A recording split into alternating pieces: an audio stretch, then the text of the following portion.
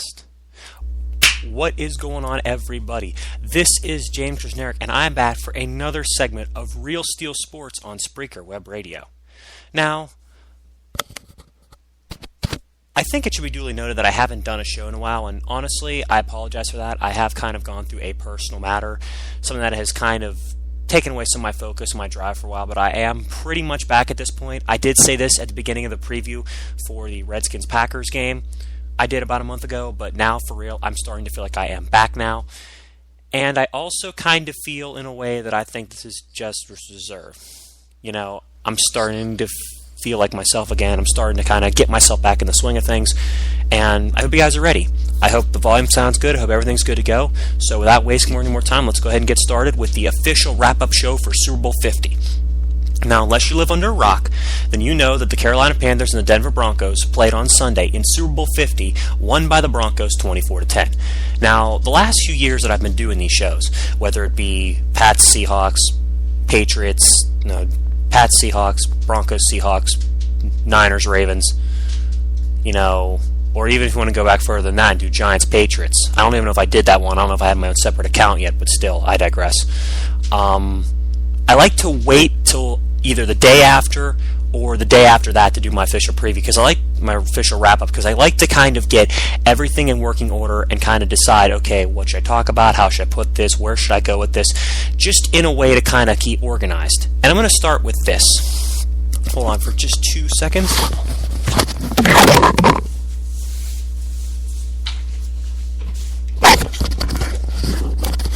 Apologize for that. I had to go ahead and load something up real quick. Anyways, let's start off with a quick summary. Denver came out. They were clearly the better team from start to finish. They knew what they were doing, and Carolina and Cam Newton, they looked lost. Cam Newton looked lost as hell the entire game. Denver, Peyton Manning, again, 13 of 23 for an interception, but again, he did what he had to do to win the football game, which was not completely fuck it up. And the thing about it is this. If you look at the way that he played against the Steelers, against the Pats, you can make an argument that he probably played better in those games. But I have to say what stands out about this game for him was the fact that he was going against such an aggressive defense. Like, I know the Patriots did have more sacks than the Panthers, but Peyton Manning stood in there against a tenaciously aggressive defense. 13 of 23 is not a terrible stat line, considering Carson Palmer and Russell Wilson in the first quarter were absolutely awful against this Panthers defense. So the game went on. The Panthers started to claw their way back. They got it to within a field goal after Jonathan Stewart touchdown, but then Peyton Manning and the Broncos, they just took it over. Yeah, the Panthers got a field goal in the fourth quarter. I believe it was the fourth quarter. It might have been the third. It was the fourth quarter, yeah. But the Broncos did finish it off with that touchdown late in the game, that C.J. Anderson run. Now, for the record, I predicted Carolina to win this game 24-20. I thought that they'd win, but I didn't think they'd cover the spread. So if I had to bet money on them on Carolina not covering the spread, I'd be a rich man right now. But yeah, it's not worth it. Here's the point I'm trying to make here. Denver came out. They had a game plan. They executed it. Now, the thing that I found very interesting about this game is that even though Carolina was only, for most of the game, a score or two away, it honestly, after halftime, it honestly never felt like they had a chance to win the game. I will say this right now. I think that Denver did their homework over the 2-week break between the Super Bowl and the championship games a lot more than Carolina did. I'm trying to remember which one of the players said it for the Broncos said it like this: the Panthers are interested in dancing and dabbing, and we're interested in winning football games. And honestly, he has a point. I can't remember the name of the player that said that, but has a point. Looking at this game in its entirety, I would have to say that there are certain things about this game I was incorrect about. I thought that Denver would outrush Carolina. I was incorrect about that, but a lot of that had to do with Cam Newton. Cam Newton took off on a lot of runs by himself. I did believe in this game that Cam Newton would outthrow Peyton Manning, and I was right about that. I felt that Emmanuel Sanders was potentially capable of having a good game, and I was right, 6 catches for 83 yards. But there was one thing that I'm going to start touching on now that's probably going to take me a little bit to kind of finish my speech about, and it's this. I felt that going into this game that I know Cam Newton and the Panthers had played the Seahawks. know they played the Cardinals. Two elite defenses. And if you look at it, the Seahawks gave up fewer points this year than the Broncos did. But I had this nagging thing in the back of my mind. It was just something that was gnawing at me the entire fortnight between the AFC and NFC title games and the Super Bowl. How is Cam Newton, if Tom Brady can get hit 19 times in a game and sacked 4, how does Cam Newton expect to fare in the pocket any better? Because as a quarterback, you have an internal clock in your head that tells you, okay, maybe we should throw the football. Or, okay, maybe we should, maybe we should run to try to pick up the first down. Tom Brady's is as good as any quarterback I've seen pretty much in the game today. Him, Manning, Drew Brees, the ability to know when they need to get the ball out of their hands or else they're going to hit the deck. That's kind of what it takes to be a good quarterback. Cam Newton's internal clock is still not quite there yet. He's a great thrower of the football. This year he had a very good year throwing, albeit his completion percentage was a bit down. But what I will say is that Cam Newton, I knew going into this game, was going to be a big target for Von Miller and DeMarcus Ware. I knew he was. I was right about that. However, I was not anticipating how many sacks Denver would get. I did not see a 7-sack performance out of the Broncos defense. I didn't see that. If you honestly look at it, the way that the Broncos studied the Panthers, they knew what to do. Because the Broncos defense, they held Tom Brady and Ben Roethlisberger to 17 points a game between the two of them. 16 to the Steelers, 18 to the Patriots. And if you look at the only game this year in which Denver really kind of got ran over, which was by the Steelers, that second half, I attribute that a lot to Brock Osweiler's incompletions and also the fact that a couple of their defensive players were out. All hands on deck, and I think Denver probably would have held off the Steelers. But that's just me. And that's even coming from a Steeler fan. Looking at this game, Denver did their homework. They knew that if they offensively held on to the football, if they didn't make too many mistakes, if they protected Peyton Manning and allowed him to get the ball to his receivers within a good enough fashion to win, whether it be Sanders for 6 catches, 83 yards, C.J. Anderson 4 catches, Caldwell a catch, or Demaryius Thomas even a catch.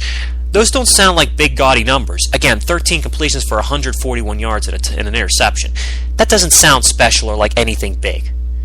But when you stop and think about it, it was just enough to keep the Panthers on their toes.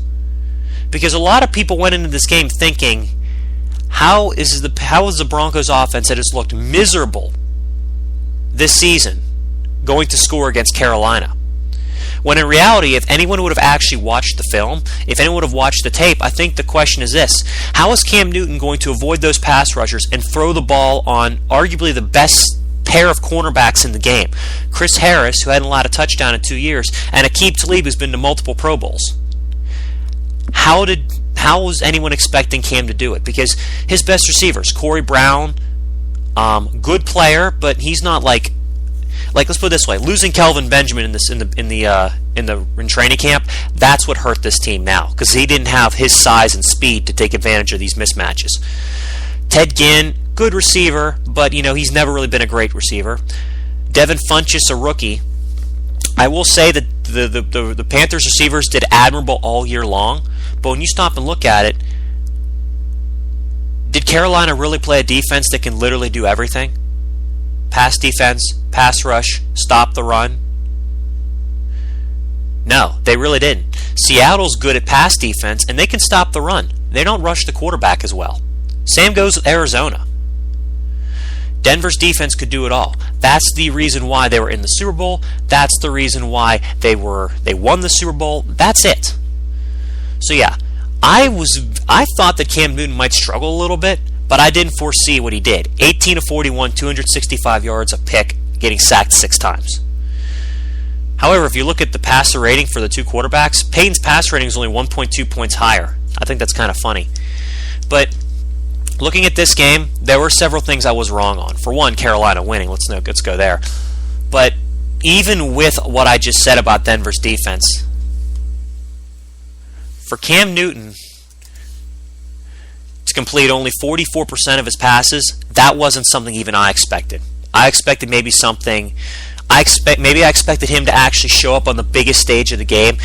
Maybe I expected him to play this great game that proved that yes, he was the clear de facto league MVP. Or maybe I felt maybe I overrated Denver's defense. But again, when you stop and think about it, if anyone would have watched the film of what Denver did, Denver added a lot of nuances to their pass rush. They did. They did a lot of new things in the playoff game, in the Super Bowl, that they didn't do in either of their playoff games against the Steelers or the Patriots. You know, against the Steelers, they kind of focused a little bit on covering the Steelers receivers, because even with Brown out, Martavis Bryant and Marcus Wheaton are still dangerous. Or against the Patriots, where their game plan literally was to just be in Tom Brady's face all game long, and to not only do that, but to completely eliminate any running game the Patriots might have had. And then the Super Bowl against Carolina, simply put, here's what they did. It's very simple. They sent their defensive front, Wolfs, Williams, and Jackson, after Cam Newton, let Von Miller and DeMarcus Ware hunt, even though Von Miller did play some plays in pass defense, which actually was very good. He actually did some very good pass defending. And yet, sent him after the quarterback, and look what happened. 7 sacks, interception. Again, Cam Newton had the worst played in one of the worst games of his career, but I won't put the blame all on him. I will put a lot of the blame on one unit that Carolina has that completely shat themselves, the offensive line. The offensive line for Carolina, they opened up a couple of good running lanes for Jonathan Stewart. A couple. 12-yard run. I think he had like another 9-yard run. And Cam Newton, of course, kind of had to play the ball in his own hands. But if you look at it, that offense was stuck in neutral for literally the entire game.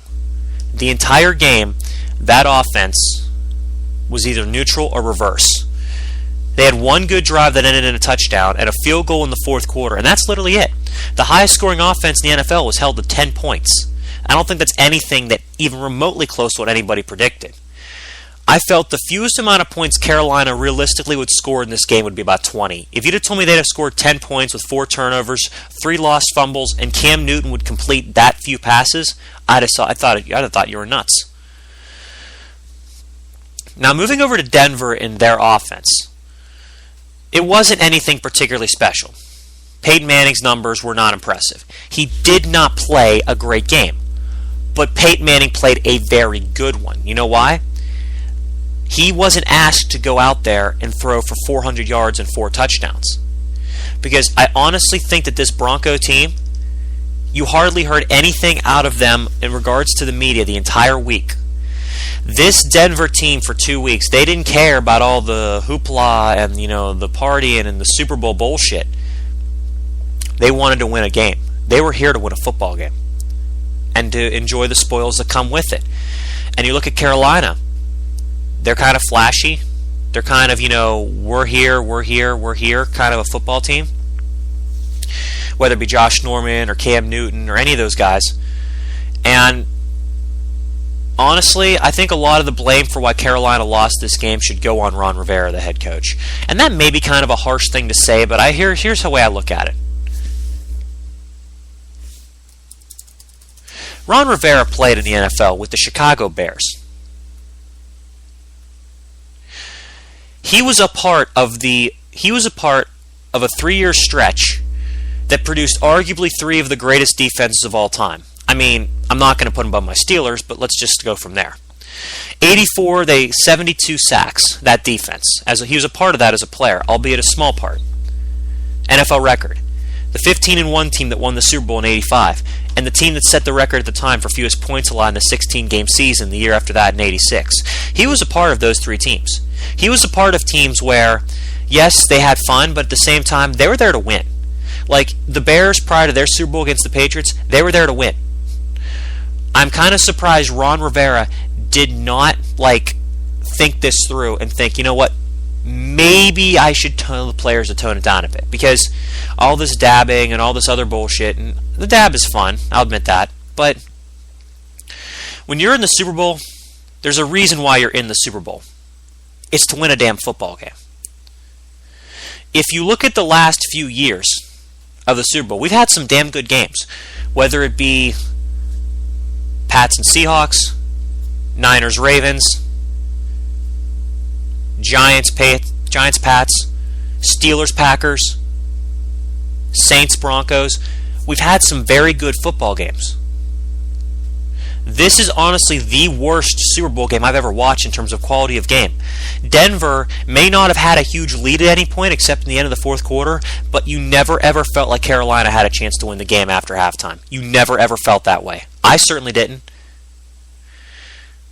But the way that it is right now, Denver deserved this game because they did three things they needed to do. They didn't shy away from running the football. Again, if Denver would have just abandoned the run game and tried to make Peyton Manning win the game with his arm, you would not have seen the Broncos winning the game. Peyton Manning would have thrown like 3 interceptions with the way his arm is, and the Panthers would have pounced on all of them. 90 yards rushing and 141 yards through the air, minus not counting sack yardage deducted. It's enough to win the football game. The next thing that they did that they needed to do was they needed to not get caught up in the hype of Carolina. Carolina's 15-1. Carolina is a flashy team. It's easy to get caught up in the hype of trying to talk about your opponent like that. You hardly heard anything from the media day coming out of Denver about this, that. They wanted to win, which is impressive enough. For as much praise as we gave Ron Rivera for being the AP Coach of the Year, which he rightfully did deserve, versus Gary Kubiak, who was a cast-off from Houston that honestly did not have a good coaching tenure down there, even though he built a winner for a couple of years. Kubiak handled the Super Bowl fortnight a lot better than Ron Rivera did. And the final thing that the Broncos did was they didn't get caught up in Cam Newton. Cam Newton is one of the best dual-threat quarterbacks that, honestly, I have seen in a long time. A long time. I mean, you look at the great dual-threat quarterbacks in the history of the game. Steve Young, Michael Vick, Randall Cunningham. And even if you want to go a little bit more modern than that, Andrew Luck's a good dual-threat quarterback. He doesn't run as much, but when he does, he's fast. RG3's rookie year. Colin Kaepernick in 2012 and parts of 2013. Again, it's a thing where the mobility, you can tend to kind of get caught up in that, but here's the point. The Broncos didn't alleviate from their standard game plan of going after the quarterback and just not allowing anybody to do anything. And here's the thing about it. If you look at personnel, I would honestly say that even without Antonio Brown, the Steelers and the Broncos, minus the quarterback, had far better personnel than the Panthers did. Not even close. The Steelers' offensive line, much maligned, very good front four. Very good front five. Denver kind of did a number on them. Ben Roethlisberger got hit a lot. The Patriots, need I say more than 19 hits and 4 sacks of Brady, a guy who's really tough to touch in the pocket, a guy that the Chiefs couldn't lay a hand on? And you look at the running backs. I mean, I know D'Angelo Williams didn't suit up, but if you look at the Patriots, Steven Jackson's, again, he's old, so really can't really say that. So I'll give the running back edge to Carolina. But look at receivers. Even with Antonio Brown out, you got Martavis Bryant and Marcus Wheaton. And Heath Miller is a tight end. Better than what Carolina has. Patriots, Gronk, Edelman, Amendola. Better than what the Panthers have. Offensive line. It's a push. Denver, all Denver had to do was make Cam Newton try to beat them, and they were going to win the football game. It's that simple. It's that simple. You don't really need to break it down any further than that. The Broncos went out the game plan, we're going to make Cam Newton beat us. And he couldn't do it. Now going forward, let's talk about 2 pivotal players. You got DeMarcus Ware and you got Peyton Manning for the Broncos. Ware's coming back. He wants to win. He has the potential to win another Super Bowl with this Bronco team if they can keep their guys in place. As for Peyton, I honestly don't think he's going to come back. This month off, I think he's going to spend enjoying life, and I think he's going to go out like this. Because even he kind of has to realize that this past year, he was awful. 9 touchdowns and 17 picks in the regular season. Counting playoffs, he threw 11 touchdowns and 8 interceptions in the playoffs and regular season combined. And that was the healthiest that they said they'd seen him? Well, if that's the case, what's he going to be like next year? No offense to Peyton. Now going to Carolina. Carolina went 15-1. Had a real easy schedule. Only played 5 playoff teams. 3 if you take away the playoffs. Know this. They will be back and they'll be a contender next year. Cam Newton's going to get a little better. They're going to get Kelvin Benjamin back. A defense is going to stay elite. But they have to keep Josh Norman, who's going to be a free agent. Next year, I foresee with the Broncos, I foresee them winning 11 to 12 games with Brock Osweiler, but I don't foresee them getting very far in the playoffs. I believe that they will go out, and I believe his inexperience will do them in. But you have to play him at some point if you're going to have him. For the Panthers, I'm projecting them to probably be one of the 3 or 4 best teams in the NFC again. Preferably, I'd have to say, they're definitely going to win their division. New Orleans, Tampa, Atlanta, unless those teams go through some major overhauls in the offseason, none of those teams are going to compare to Carolina. I'll say it like this. Carolina's probably going to appear in the NFC title game next year, and Denver will probably make it to the divisional round. And that's my prediction for next year going forward. Anyway, I hope you guys enjoy what I had to say. Please be sure to listen in case I do any more sports shows because, again, it's off-season time. Tennis is coming up. Baseball's coming up. Hockey and basketball coming down the playoffs soon. Be sure to do a lot of them. But anyways, take care and have a good one, everybody.